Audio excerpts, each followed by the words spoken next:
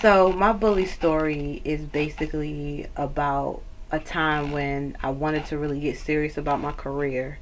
I was a little bit more heavy set when I was a little younger, and at the time, the the mediocre or the right frame was to be size 100 or 98 pounds. And I came up in the city. I'm from the DMV. I'm from DC. And a lot of the girls at the time, they all had curves, but they were smaller. And the group that I used to dance for, the company that I used to dance for, they all were smaller than me. And in the time when I was dancing, I didn't feel that I was small enough. So what would happen is the girls would be wearing size small or like small medium, and I was like medium large. And one girl came up to me and said, "Don't you need to lose weight?" Or maybe you need to go on a diet. And in that time, when I was dancing the company, I used to feel really self conscious, which made me want to change and in other rooms, didn't make me want to basically be a part of the dressing period with the girls. I would dress before I have to go on, or right before, or earlier before everybody comes in. And what it did was made me feel very self conscious, which also made me go into a deep depression when I wasn't eating. I was taking diet pills and not eating at school, which made me lose a lot of weight in about 2 weeks. So I went from a size 9, 8, 9 to about a size 3.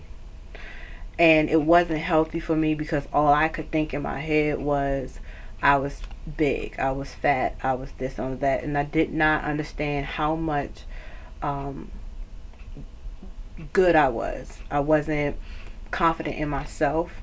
And because of that bullying, it made me all the way up into my 20s have that thought in the back of my head if I was good, if I was acceptable in my talent. And I think that what I should have done at that time was have more time to myself and take time to really write those things out instead of holding my emotions in, and talk about it. And I know as artists and as dancers, we all hold everything in. We're not good at talking it out. We're not good at really expressing ourselves vocally. We always do something through our movement and dance, and that's our safe haven.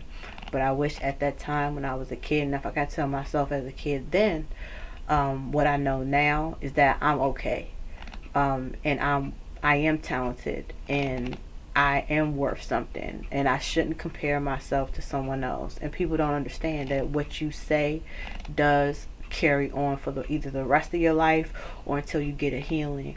So it is real. Bullying is real. I don't condone it, but those words do hurt. It's not say something and it doesn't break your back. It does break your back. And at the time when I was really growing in my career, it really did hurt me. And I'm good now, but it took me all the way to my early 20s for me to understand that I am worth something. I am talented. I am good. And my body doesn't define my talent. So that's my story. Hi, this is Miss Gina, and I wanted to talk to you today about bullying. Bullying is a problem everywhere, and unfortunately, bullying can also be a problem at 24/7. Um, it's not okay. It's never okay. If somebody is bullying you, I want to know about it. You will not get in trouble, but I can't help unless I know what's going on. So please, don't let this happen. Stand up for yourself. I've always been a person that has always stood up for myself, and I never had a problem with bullying. So it's really hard for me to understand why anybody would let somebody make them feel less of a person. It's really hard for me to comprehend that. Although I do know it happens all the time. And I'll share a story. One of my kids that you all know, Mr. Riley, who teaches here at the studio. When he was younger, he was a part of Dance Fusion. A many of you guys didn't know that, but he was a part of Dance Fusion. He took dance, and in middle school, he got bullied a lot by the kids that were on the football team because he was a dancer.